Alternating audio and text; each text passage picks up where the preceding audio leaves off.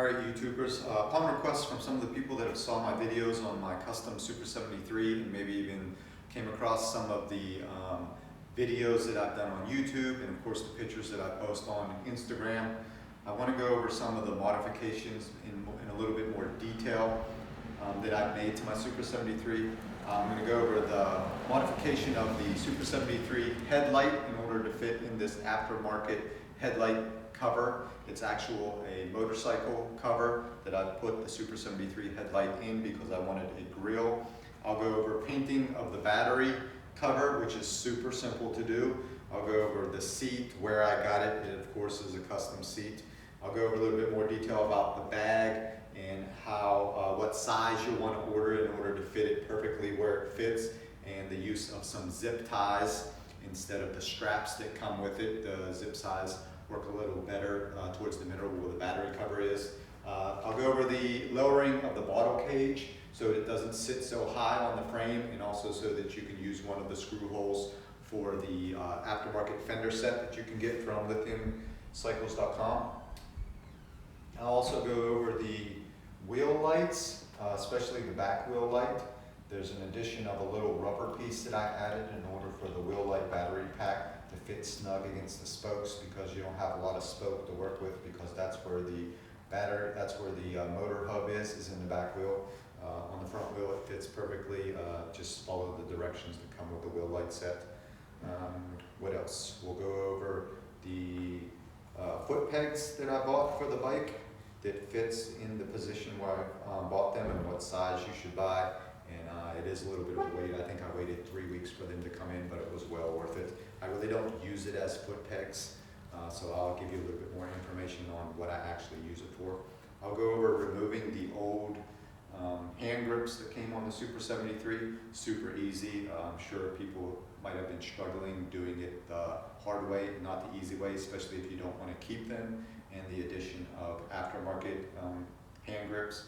I'll go over a little bit more detail on the mirrors I have on my bike and the mirrors I have on my girlfriend's bike, which I also customized, and a couple little additions on her bike that I don't have on my bike.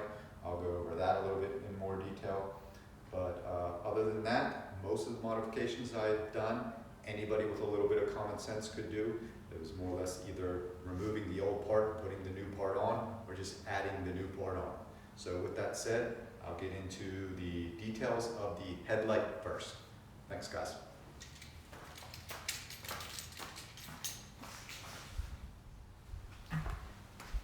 Okay guys, now I'll go into a little bit more detail on how I modified my Super 73 headlight in order to fit it into this aftermarket headlight cover.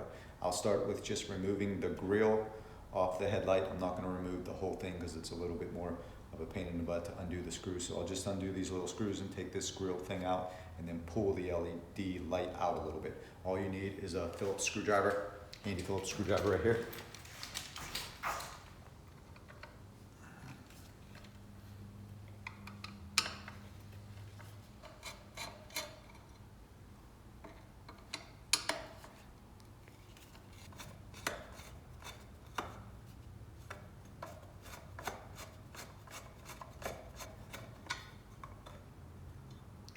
As you can see, this is the cover right here. Make sure you don't lose the screws. You can see this comes off and the light's going to come out a little bit. As you can see how much smaller it is. I think I have mine on there. As you can see, this is what your headlight will look like after you trim all the outside around it. You trim all the outside around it. So remember, this comes with the Super 73. So you actually remove this, and you also trim all the way around this, almost to where it's super close.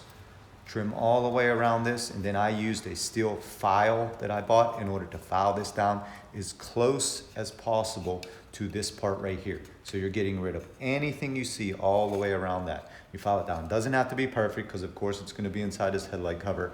So as you can see, and also I bought some gloss yellow paint that I used to coat this, because I wanted my light to look yellow, because I was going for the cafe racer style, and a lot of cafe racer style bikes have a yellow headlight. But then also when you get to the headlight part, you can see where I trimmed all around this. I trimmed all the way around this. So you got to use I used metal shears to cut everything, and you have to take your time. A lot of this was little piece by little piece, maybe an inch at a time. I cut, and then I would break it off, and then it doesn't have to be perfect all around, as you can see. Mine's kind of rough, but again, I used a metal file to file this down. I cut these pieces right here, these little edges. I cut those down as far as I could, but all the way around to get it as closest to the actual light as possible. You'll want to cut all the way around here, and I'll show you some metal shears that I used to cut that here in just a second. Hold on one second. These will be your tool of choice right here. This is what I use to cut all the way around it. Some nice pair of metal shears. So you more or less, you're cutting all the way around this like this. And you cut a little piece and you keep getting closer and closer as you can. Closer and closer as you can.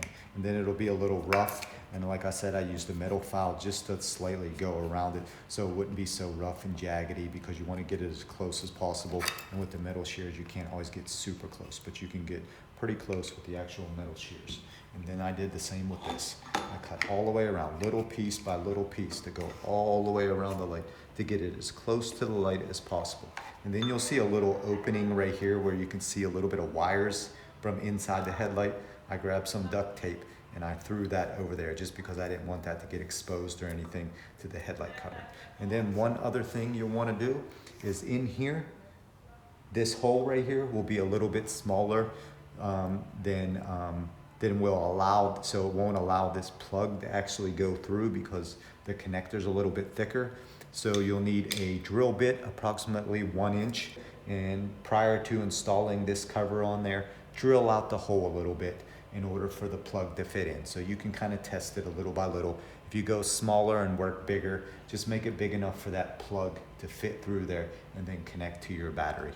And that was about all it took to get the light to actual fit in there.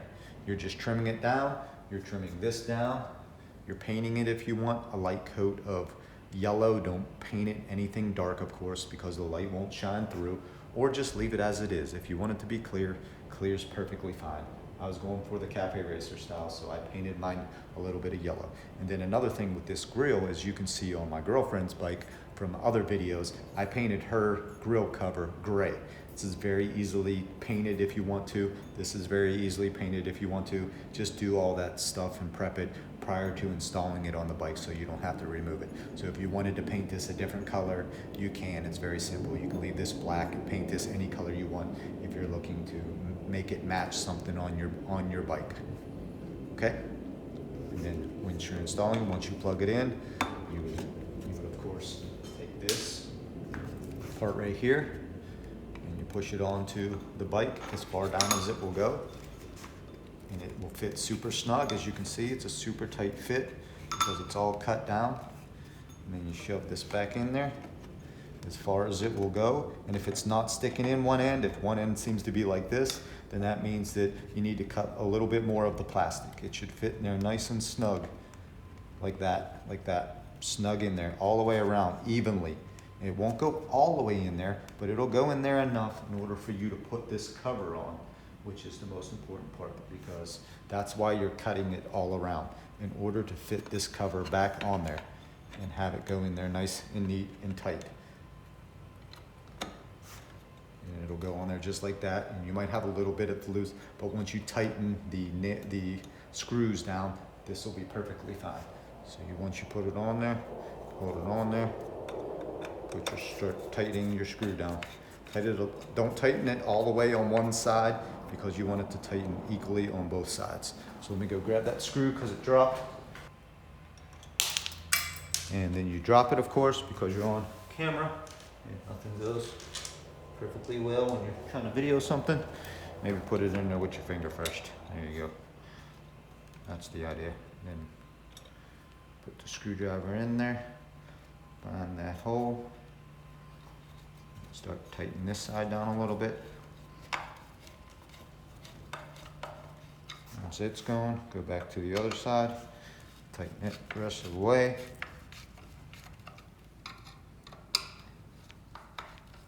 And then it'll tighten up nice and perfect. Don't over tighten it because you'll strip out the screw. Tighten it just enough to where it stops. It's not going to come off. check it to make sure it works. You always want to check it even prior to tightening it up to make sure the battery's all working.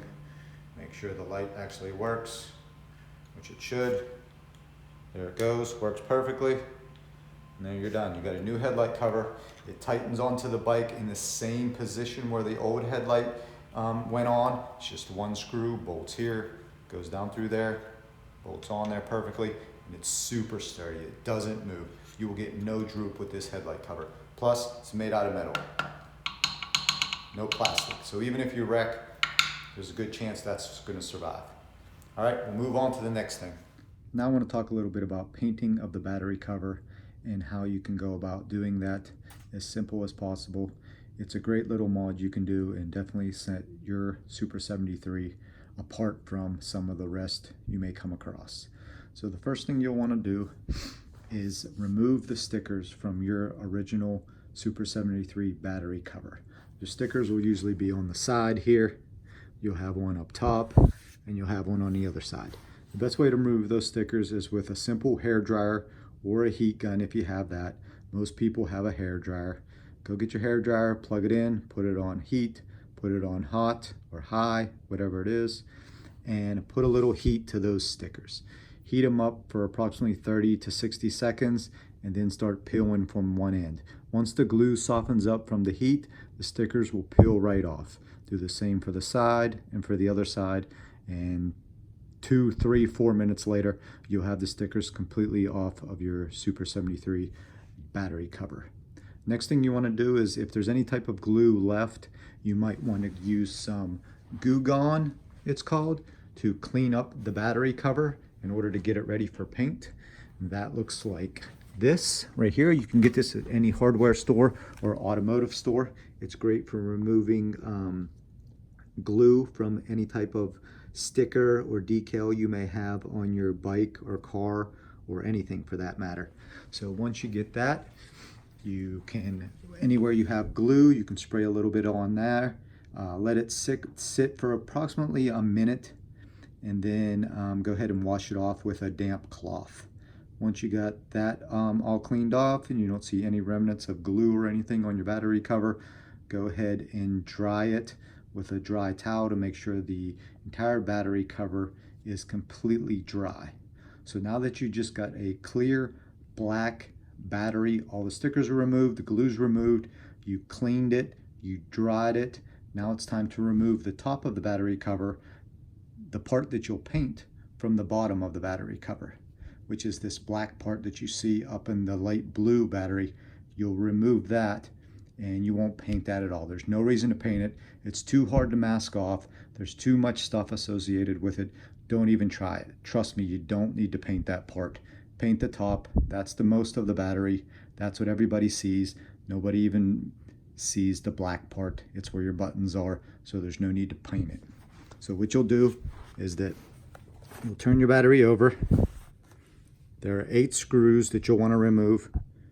1, 2, 3, 4, 5, 6, 7, 8. These are only 8 screws you need to remove.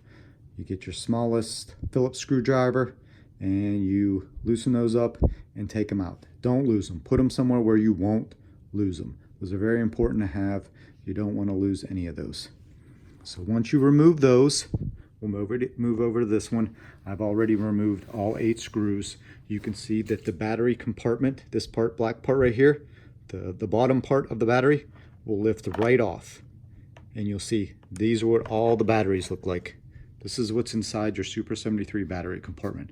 These are all your battery cells that make up your battery. As you can see, there are some wires. 1, 2, 3, and there's a black one over here, 4. What you'll want to do is you'll want to disconnect those. Very easy to disconnect. Just put one finger here, one finger there, and pull them out. When putting them back together, it's almost impossible to put them back together wrong. Red with red, black with black, yellow with yellow, and again, over here, red with red. So you'll want to unhook those wires, and this whole black part will lift off. Put that off to the side. There's no need for that. You won't paint it. You won't do anything with that until you're all done with the battery and you want to put it back together. So once you have this top off and you have the wires unhooked and you put this black part over on the side, then you have this open part here of your battery. This doesn't come out. Just leave this in here.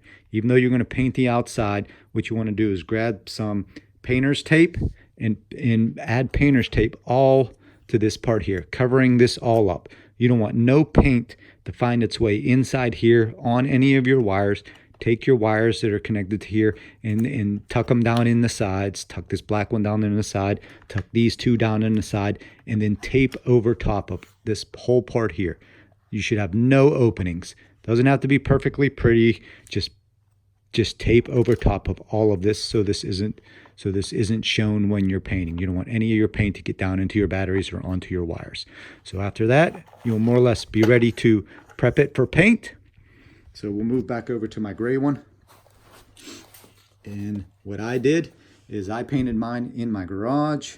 I put a bunch of plastic down.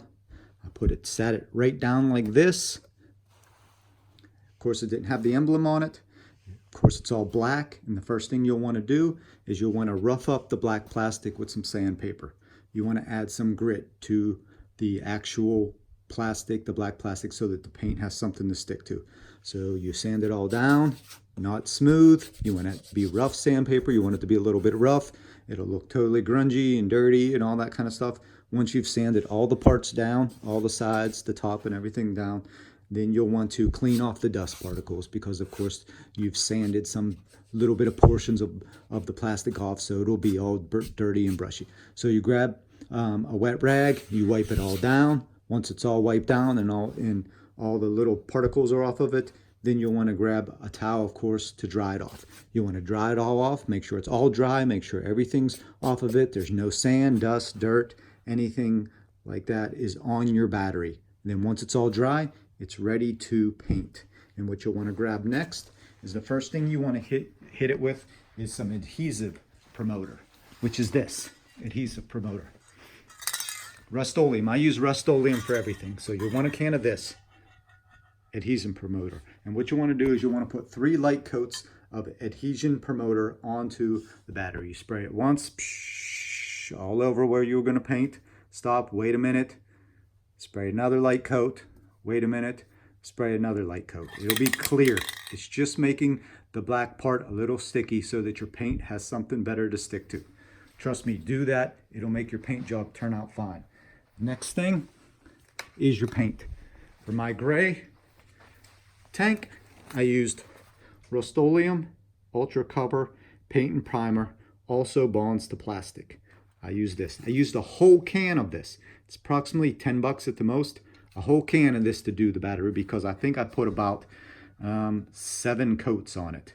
So you'll spray light coats. Because the battery's black, if you're using a light color, you spray it over. It'll look like crap right off the bat, but you're putting just a light cover. You're not covering it completely to where it looks like the color you want it to be on the first coat. You spray it all over, you wait 10 minutes. You come back, you do another coat, covering a little bit more of everything. And you keep doing that approximately 7 times. Read the directions. It'll tell you how long to wait between each coat. Follow the directions. It takes time to paint something and have it turn out correctly. Don't cut corners. Don't do less time that it tells you on the directions. Follow the directions. Once you get all 7 coats on there, then you'll want to wait 30 minutes. Once 30 minutes is up, the paint is somewhat dry. That's when you'll want to add your clear. And depending on what kind of coverage you want, do you want it matte or gloss, is the kind of clear enamel you'll buy. I wanted the matte look, so I bought matte clear coat. And this is what you'll use once your paint has dried for 30 minutes. You'll go back and you'll spray a light coat over it, over all the parts that is painted. You wait the time limit that it says on the can, then you go back over to another spray, wait, and then another spray, and you can do 3 to 5 coats. I think I put maybe 3 or 4 coats on this battery, and it turned out the way you see here. And then once that's done, you put it somewhere to dry. You let everything dry for approximately 24 to 48 hours. Don't put the bottom part on the back of it. Don't connect any of the wires. Don't put this on it. You let it dry just like this for 24 to 48 hours. Once that time is up, that's when you want to go ahead and connect this black thing back onto your battery, and what you'll do is you'll turn your battery off over. You'll remove all the tape that you had on the bottom that was protecting this.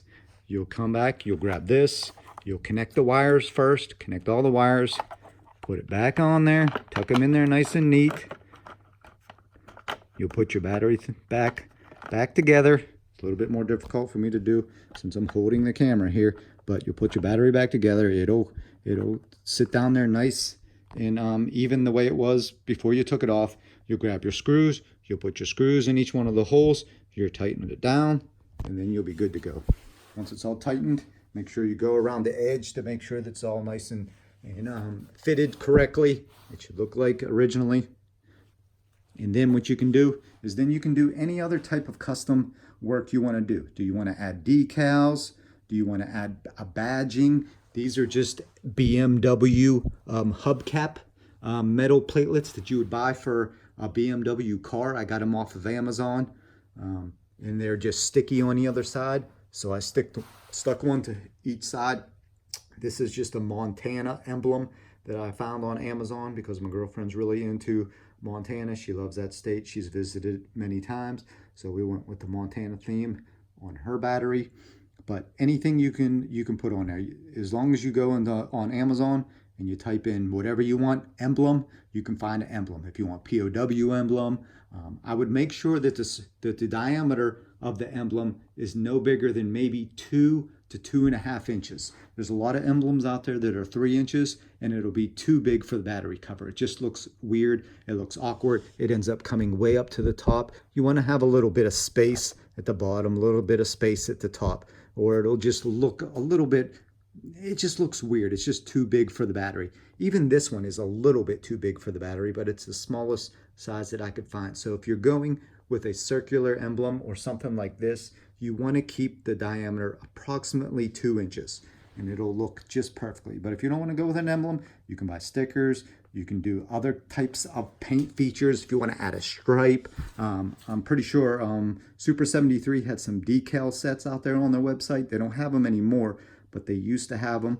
I don't know what happened to them. Maybe they sold out, but they did have decal sets that you could put on your bike. So that was an option, but there's a million things you can do. Make it custom, make it yours, make it your own. You'll love it better. And that's it for the battery cover. Now we'll talk about my custom seat for my Super 73. A lot of people like this seat. I was looking for a nice new leather seat that was a little bit more comfortable than the stock seat. I wanted a brown seat because of course I was building the Cafe Racer style Super 73, and most of those Cafe Racer style bikes come with a brown leather seat. So I went on eBay, I searched Cafe Racer seat. Of course there were a lot of seats that came up for motorcycles. This actual seat, this color seat, showed up on eBay. It was $99.99. So I emailed the seller, who was Hippo Fighter 16, 1P, Hippo Fighter 16. So if you search on eBay, Cafe Racer seat, cursor down a little bit until you come to a seat that looks somewhat like this. It'll be $99.99. If you click on it and see that the seller is Hippo Fighter 16, he's the person that made my bike seat. So I sent him an email message, told him that I wanted to purchase one of these seats, but I wanted it for a Super 73.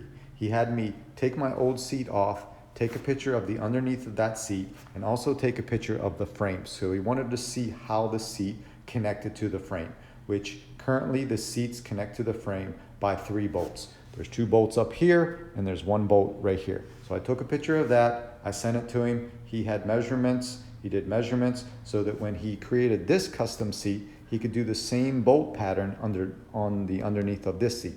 So there's 1 bolt holder here, and there's 1 bolt holder here and here. Just like the original seat, it's just a different seat that he made custom for me, and he made the same bolt pattern as on the old seat, so that when you get this seat, it comes with the same bolt pattern, it comes with bolts. You take your old seat off, you put your new seat on, and you screw it on. As you can see, here's one of the screws right here. One of the screws right here, there's one like this on the underside of the other bike. There's one on the other side, one here, one on the other side, and then there's one that's in between here. It's like up in here somewhere. And you screw that on, and there you go, your seat. I did ask him one thing when it comes to my seat. I asked him to make it a little bit thicker than the normal seats that I saw on his webpage, and he did that. He'll send you a link to the seat.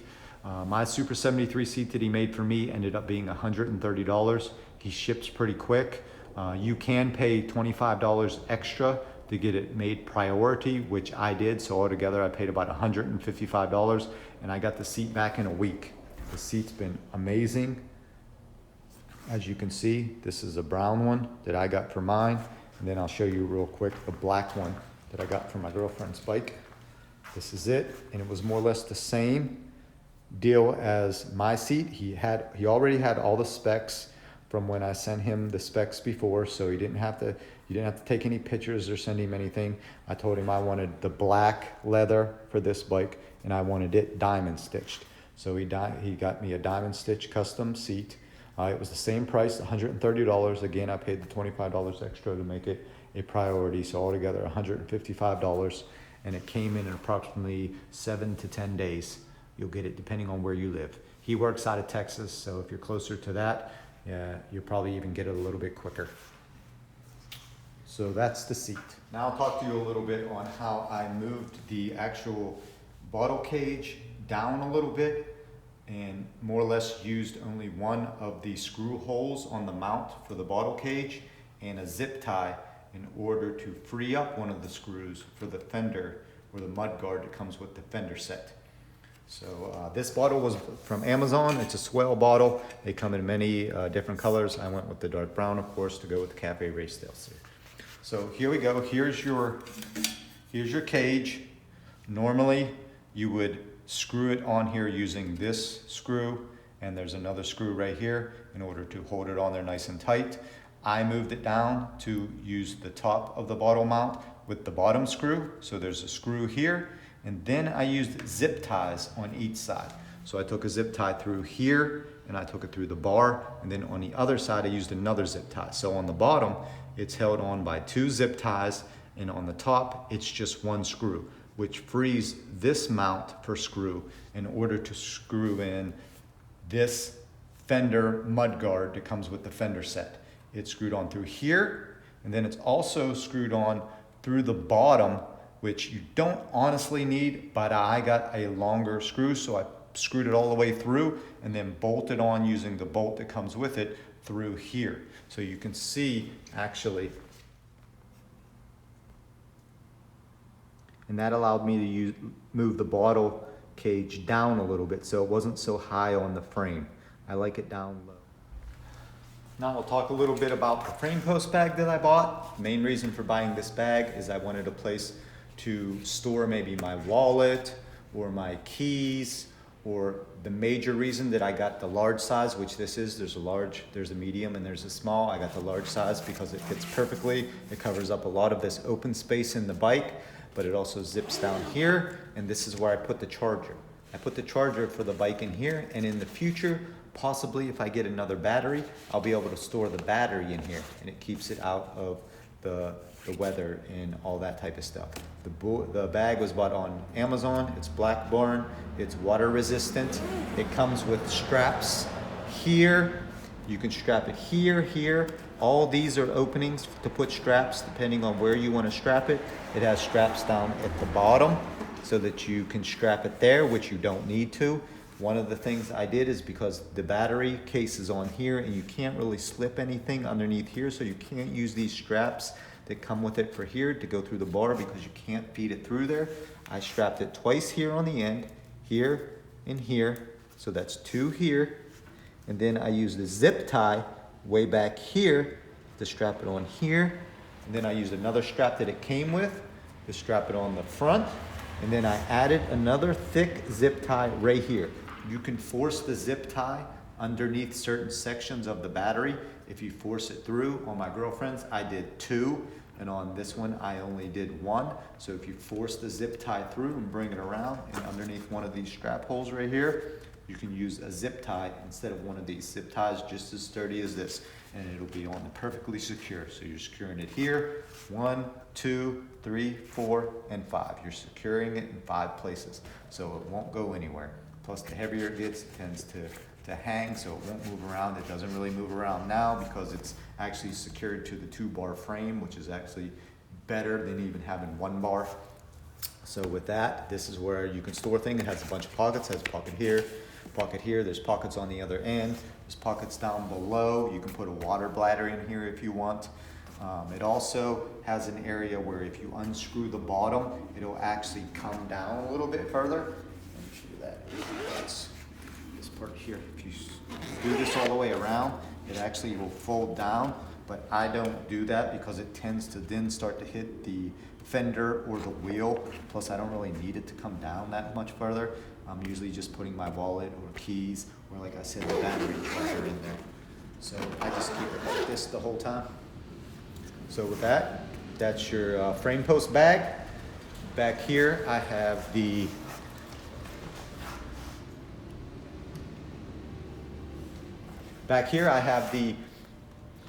Bluetooth speaker that I bought off of Amazon. It also comes with a connector that kind of connects to the cage mounts that we have. If you're not aware of that, you have a cage mount up front, but you also have 2 cage mounts on the frame. I think there's one around here somewhere, and then there's one back here. So since you cover this one up with the frame post bag, I use this one to fit in this nice little Bluetooth speaker, just to make it secure, because this doesn't really bend. The speaker is probably made to go like up and down like this so that it won't fall out. And since this is upside down, to make it secure, I used a skinny zip tie to connect the 2 bars here. This bar, there's another one of these on the other side. I used a zip tie to connect those, and it's on there very sturdy. I don't really need to take this off at any time. When I clean it, I really don't use a hose. But the one good thing with this speaker here is that it comes with a remote control. As you can see, hold on. I'll let you see how it wires in. Here's the gray wire, if you can follow it. It comes down the bar. I have it going right across here. And it goes all the way through here. And then I have it going through the straps just to hold it in place. And then it connects to the speaker right there. You can use the remote if you want. If not, you don't have to. Of course, the speaker is Bluetooth, so it connects to your phone. One of the great functions with the Bluetooth speaker and with the remote that adds right here to the bike is that this button right here is a horn button. And you have your horn. Again, for all of you who love it,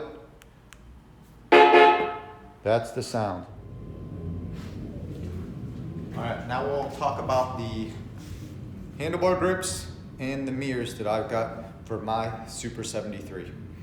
The first thing you'll want to do, of course, is remove your old grips. And to do that, your old grips are just all rubber. The stock grips that came with your Super 73, they're completely rubber. If you try to pull them off or slide them off, it's usually a pretty difficult. There's some videos out there on different things you can do. Blowing air underneath them and then sliding some WD-40 and all that kind of stuff. But most of the time, since they are pretty low level hand grips, they're all rubber. When you put new hand grips on there, there'll be no need to keep the old hand grips. So what you want to do is you get your trusty razor blade, or anything that's sharp is a razor blade. And what you'll do with your hand grips is you'll take your hand grips, the all rubber ones, and you'll just slightly cut down that part and then cut down all the way down to the very end. Don't try to go through on your first swipe. Just make it a nice cut all the way through. You'll probably go halfway down and you'll see that it'll spread open a little bit. And then grab your razor blade and go back down and make your final cut all the way down. And then just peel them off like a banana. They'll peel right off. It'll take you 5 seconds. Don't do anything else, and then throw them in the garbage. There's no reason to keep them. You don't need them. And then when it comes to a mirror of Amazon, they slide into the bar end, this part right here. As you can see right now, when you loosen it up, it'll go right in there, and you'll think, how do I get this in here? It doesn't want to stay. It's loose. But what happens is that you take this part here, this right here, this bolt right here, and an Allen wrench that fits, and you tighten it. And as you're tightening it, this part here will get thicker. So you keep on tightening it until it gets thick enough to where it'll barely go in there. So it's just sliding in there barely. And then you get this set where you want it to be set, like that. You hold it there, you put your Allen wrench back into the bolt, and you tighten it. And then it's getting thicker inside. And as it's getting thicker, you can see that it's getting harder and it's getting tighter inside there. So you turn it to where it's tight enough to where it's not going to move, it's not going to come out, and there you go. You got your bar end mirrors, you got your new hand grips and you're on your way to your custom Super 73. And here's a quick look at the other Super 73 that I customized for my girlfriend, the hand grips that she has. As you can see, I took off the old hand grips and I added new mountain bike hand grips. And then these are turn signal lights, and they go on the same way kind of as my bar lights. They got a little thing inside of them. You spin this until that gets thicker. You push it into the end of the bar, and then you spin it and it'll get tight. And the way this works is that when you're riding and you want to signal a turn, you just push this button, and there you go. You got your turn signal light. And if you leave it on, it'll turn off in approximately 20 seconds. Or if you've made your turn and you want to definitely shut it off, you just push the button again and it shuts off. Now I'll talk to you a little bit about the foot pegs that I bought here and the lights, the wheel lights that I bought here, which power on from a battery supply right here that connects to your spokes. I'll talk to you about the back wheel first, because it contains a little bit of a modification that I had to add to the battery compartment, which is more or less just a little rubber piece between here, based on the hub motor being thicker than, of course, the front, and not giving you a lot of spoke room to work with when it comes to attaching this. When it comes to the front wheel, just follow the directions, do exactly as the directions say. I think there's even a YouTube video out there showing somebody installing the wheel lights. It's super simple. Watch the video once and you'll have it down packed. These are great lights. What's good about these lights and past lights that I had is these lights have this rubber, clear rubber component that goes all the way around. It encases the actual LED light, so the LED light is never getting wet. It's never going against any type of weather conditions at all. Very protective. I removed the lights I had before this and bought these ones. These are great. Plus you can cut them down and they attach right here via this white plastic piece, so you can make them fit any type of bike perfectly. As you can see, the Super 73 tire is a lot smaller than a normal size bicycle tire, but it fit perfectly. Okay, now with the battery pack installs on the spokes.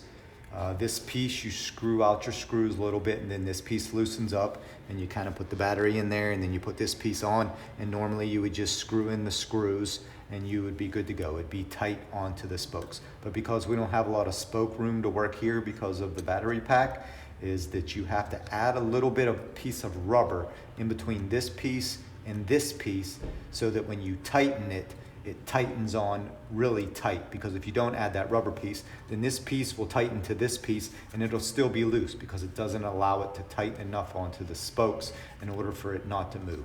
So just add a little piece of rubber in between here, and put that between the spokes, in between. I have mine about right in this area, behind here, but right in this area, and connects it, so it goes plastic, rubber, and then this piece of plastic here. And you push it on nice and tight, and then you can screw in your screws, and on the back it'll screw really tight. As you can see, this doesn't move. And how these work is this is a battery pack here. You put the batteries in here. It has a wire that goes out. You'll spin this around one of the spokes until it gets super tight, and then you'll end up start weaving this rubber LED light through each spoke. So you just weave it in and it keeps it pushed down. Weave it, and it weaves all the way through until it comes back around here, and you'll probably have about this much left over, and you just trim it with some scissors. You trim right through the wire, it doesn't matter. You trim through, and then you connect it right there, and this is your connector that fits against the spoke and keeps it in place. It doesn't move. And then in order for it to work, there's a little button on the underside of this battery pack. You just press that. Here's the button right here on this side right here. You press it, you hold it in, and then there's your lights.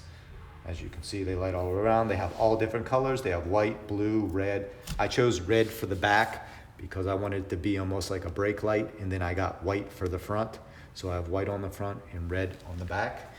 As you can see, I don't know if you can see a little bit because it's not so dark in here, but you can see they're red like that. But once you turn the bike on and you get a little bit of speed with the back tire, it'll look like one total red light going all the way around. And in the dark, it looks 1,000 times better. Yeah, that's some back wheel shake.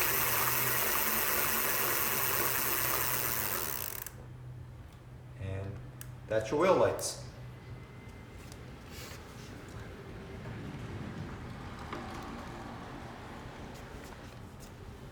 Okay, now we'll talk a little bit about the bike pegs that I bought. I've seen a lot of people, I think, also buy the pegs that kind of screw on to this bolt that goes all the way through, to this long screw that goes all the way through to the other side that connects the tire. But I wasn't really looking for some pegs that I could stand on. I was kind of more or less looking for them to be frame sliders so they protect the frame. So if I ever wreck the bike and it falls down on either side, these will actually hit the ground first. A lot of people buy what they call frame sliders for their motorcycle and connect them to different parts of their frame so that if they ever drop their bike or if they ever wreck, it keeps the tire, it keeps the motor, keeps the spokes, it keeps part of the frame or anything like that from hitting the ground, because this is going to hit the ground first and then it's going to elevate this off the ground. So this will take all the damage and it keeps all this area free from damage, and that's what you want, because this is where your motor is. This is one of the most important parts other than the battery of your bike right here. So you want to keep this area as safe as can be. So get a pair of bike pegs. For this, there's this little triangle piece that comes with your Super 73 that's connected, that's welded on. I think it's actually made for these. I'm not sure, I could be wrong. These pegs were ordered on Amazon. Just make sure when you order pegs, you'll have to order 8mm. That's the size that fits in the hole of the triangle that's on the bike frame where I've connected these. It's 8mm. I think these came from China. Most of them that I've seen on Amazon that are 8mm come from China. So when you order them, you're gonna have to wait 2-3 weeks for them to come in, but it's well worth it. I think these cost like $9, super cheap, but well worth it. Plus you'll have protection for your frame. And if you want to, when you're sitting on the bike, you can put your feet on here. I wouldn't put too much weight on these as actual foot pegs. Like if you're standing on these and try to riding wheelies or anything like that, I don't know how much it will hold, because I don't know how much this metal piece will actually hold when it comes to weight. Like I said, I don't honestly use it as a foot peg to actually put a bunch of weight on it and to hold me. Instead of, I use the pedals. Okay, I put my feet on the pedals. I use these as frame sliders. Now, if you had a little kid on the back of your bike or something like that, and you're just getting these as a place for somebody to put their feet while they're sitting down, perfectly fine, because all of your weight is going on the seat and barely none of your weight is going on the peg. So it's perfectly good use for that if you're riding one of your little kids around, or you have a passenger on the back for them to place their feet on these. You'd be perfectly fine, perfectly safe. All right, that's the foot pegs.